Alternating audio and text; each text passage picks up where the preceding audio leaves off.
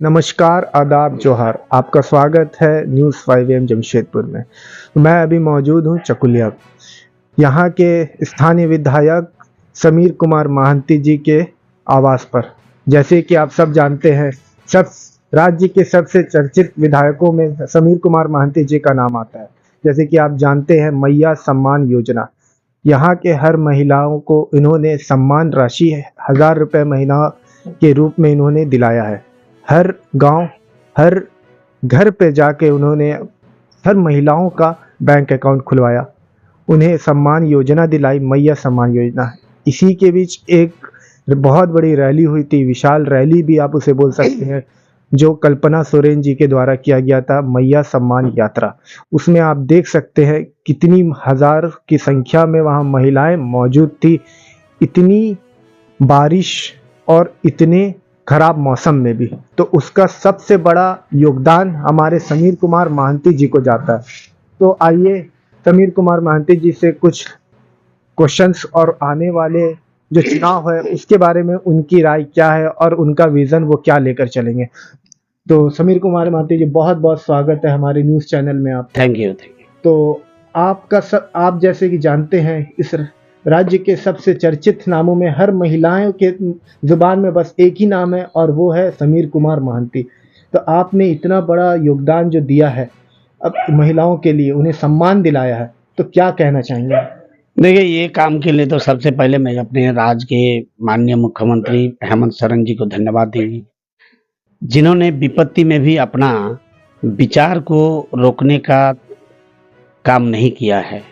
षड्यंत्र के माध्यम से उनको जेल भेजने का काम किया और हम सबका सौभाग्य का विषय होगा कि जेल का काल कटरी में रह के डिबरी जला के चटाई बिछा के झारखंड का विधान तैयार किया, झारखंड का भाग्य का निर्माण किया और वहीं से मैया सम्मान योजना और बाल आशीर्वाद योजना उन्होंने घोषणा किया है। और ये श्रेय बिल्कुल मेरे मुख्यमंत्री को जाता है।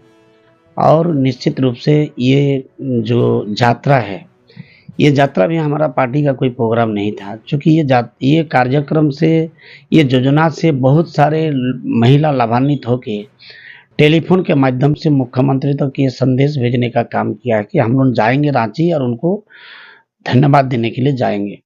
तो मेरा मुख्यमंत्री का विचार था कि अगर हम योजना के माध्यम से आपके योजना, आपके सरकार, आपके द्वार, आपके योजना, आपके अधिकार, आपके द्वार तक अगर हम जा सकते हैं, तो हम पूरे प्रदेश का महिला को रांची बुला के उनको खर्च क्यों करवाएंगे। इससे अच्छा है कि अगर आप यही सोचे हैं तो हम अपना नज़दीकी क्षेत्र में जाएंगे और वहाँ जाके आप कम खर्चा में वहाँ जाके अपना धन्यवाद दीजिए।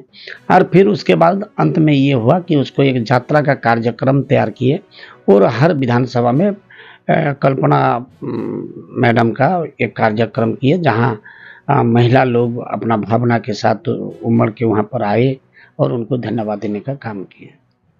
इतना बड़ा सम्मान वहाँ की महिलाओं ने दिया इतनी बड़ी बारिश में, तो उस महिलाओं के लिए क्या कहना चाहेंगे? देखिए, हम पहले ही बोले कि ये योजना देश में कहीं नहीं चल रहा है। मैया सम्मान योजना मेरा मुख्यमंत्री ये शुरू किया है और ये झारखंड के लिए एक मृत संजीवनी है। ये हमारा राजनीति के लिए नहीं। विपक्ष ने बहुत तरह का बात कर रहा है। विपक्ष ने बोल रहा है कि ये तो चुनावी स्टैंड बना रहा है। हम कल भी बोले, आज भी बोल रहे, अगर ट्रेन चलती है तो पहला डिब्बा होता है तो उसका अंतिम डिब्बी भी होता है, डब्बा ये होता है। अब जनवरी होता है तो दिसंबर होता है, 1 तारीख होता है तो 31 तारीख भी होता है, 31 भी होता है। हमने कोरोना काल के बाद हमारे विचार भावना कहीं रोका नहीं। हेमंत सोरेन जी अपने भावना के साथ इस राज को सिद्धू कान्हू तिलका माझी का सपना का राज, निर्मल महतो की कल्पना का राज और दिसम गुरु शिबू सोरेन के संकल्पना का राज स्थापना करने के लिए हमेशा प्रयासरत है। उसी के दरमियान कभी सर्वजन पेंशन योजना की। हम पिछले दिन, आप लोगों को मालूम है, मीडिया आपका पहुंचा हुआ था, जमशेदपुर में जब मुख्य सचिव आए थे, उस समय एक सवाल कहीं से आया। उस समय हमारे विजया यादव जी, वहाँ पर महिला, वो डीसी थी। उस समय कोई सवाल आया कि जो टाटा स्टील में काम करता था, रिटायर्ड हो गया, उसको पेंशन क्यों देंगे। विजया यादव बोली कि उनके पास बड़ा घर है, उसके पास गाड़ी है, उसके पास बैंक बैलेंस है। मेरा मुख्यमंत्री वहाँ भी बोला कि मेरा क्राइटेरिया क्या है, हमारा क्राइटेरिया ये है कि जो टैक्स पे करता है और जिसका घर में नौकरी का वेतन आता है और पेंशन आता है, हम उसको नहीं देंगे।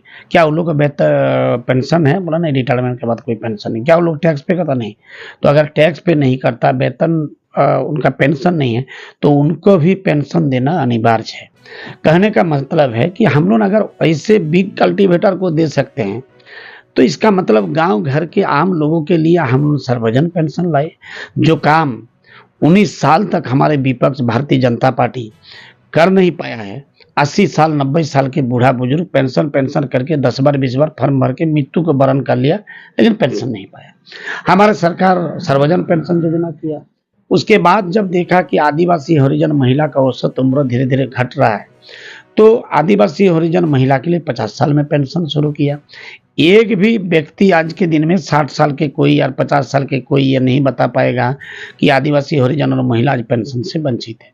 उसके बाद फिर 2 कदम आगे आया, और आगे आया तो ये ठीक है, ये चुनाव का पहले का काम है, लेकिन हम तो काम कर रहे हैं।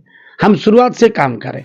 किसान खेती करता है, कब बीज को बोना पड़ता है, कब उसको आपका रोपाई करना पड़ता है, कब उसको बचाई माने साफ करना पड़ता है, कब उसमें खाद देना पड़ता है, कब उसको कटाई करना पड़ता है, कब पिटाई। ये किसान बारीकी से अपना अपना समय और पड़ाव के हिसाब से करता है। अगर आप इसको चुनावी स्टैंड करेंगे तो कहेंगे तो भाई सर्वजन पेंशन योजना क्या है, 50 साल का हरिजन आदिवासी महिला का क्या है, ये 200 यूनिट बिजली फ्री, तो काल तो भाई 100 यूनिट भी था, फिर 125 हुआ, 200 हुआ।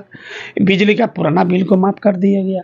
किसान का 2 लाख, पहले 1 लाख रुपया किया था, अब 2 लाख, लेकिन हम तो हर काम कर रहे हैं। इसलिए मेरा पास कोई राजनीतिक स्टैंड का बात नहीं है। हमारे मुख्यमंत्री घोषणा कर रहा है कि हम राज्य के जनता को और हम झारखंड और झारखंडियों को क्या दे सकते हैं, निरंतर उस पर हमारा काम हो रहा है। जैसे कि समीर कुमार महांती जी, आपकी सरकार जब बनी तो कुछ वक्त के बाद कोरोना काल स्टार्ट हो गया। उस 2 साल में आपकी सरकार ने कोरोना काल की वजह से कुछ काम नहीं कर पाया। तो आने वाला चुनाव में क्या रणनीति रहेगी आपकी? क्या यहाँ के वासियों को क्या एक नया उपहार के तौर पर आप देंगे? देखिए, कोरोना काल में 1.5 साल पार हो गया और मेरा माननीय मुख्यमंत्री हेमंत सोरेन अपना हिम्मत का काम दिखाए, वो हारा नहीं। उस समय भी जो विदेश में था उसको फ्लाइट में लाने का काम किया, ट्रेन में लाने का काम किया, गांव-गांव में खिचड़ी वितरण, अनाज वितरण करके कोरोना से लड़ाई करके कोरोना को भगाने का काम किया है। और उसके बाद 1.5 साल में जितना दूर तक हम दौड़ के पहुंच सकते थे, अब 3.5 साल का सफर में उसको जोड़ के स्पीड बढ़ा दिया है। और हम तो आज भी बोल रहे हैं, हम 1.5 साल कर नहीं पाए, ये मेरे लिए दुर्भाग्य का विषय है, मेरा पार्टी के लिए दुर्भाग्य का विषय है।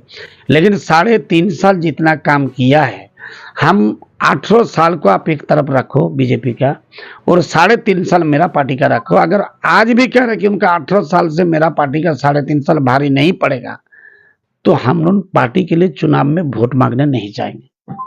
निश्चित रूप से उनका 18 साल में लोगों के मन में ये प्रश्न पैदा हुआ था कि आखिर झारखंड अलग राज्य का आंदोलन का औचित्य क्या है और झारखंड राज्य में झारखंडियों का अस्तित्व क्या है।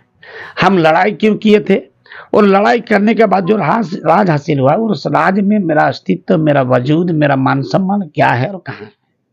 लेकिन मेरा सरकार बना, हर काम करने चला। आज पोषण सखी का मानदेय पर बढ़ा दिया है। आज आपको ये जो सरस्वती वाहिनी माता समिति जो क्या बोलते हैं खिचड़ी बनाती है, स्कूल में जो खाना बनाती है मिड डे मील, उसका भी 3000 कर दिया गया है। उसके बाद आपका किसान मित्र का भी 1000 वेतन ये मानदेय बढ़ा दिया है। प्रधान लोग का, माझी लोग का भी 1000 रुपया बढ़ा दिया है। ऐसा कोई काम बचा नहीं है जो काम को और जो इशू को लेके भारतीय जनता पार्टी गांव-गांव लोगों के बीच जाएगा। इसीलिए बार-बार ये घुसपैठी का बात कर रहा है।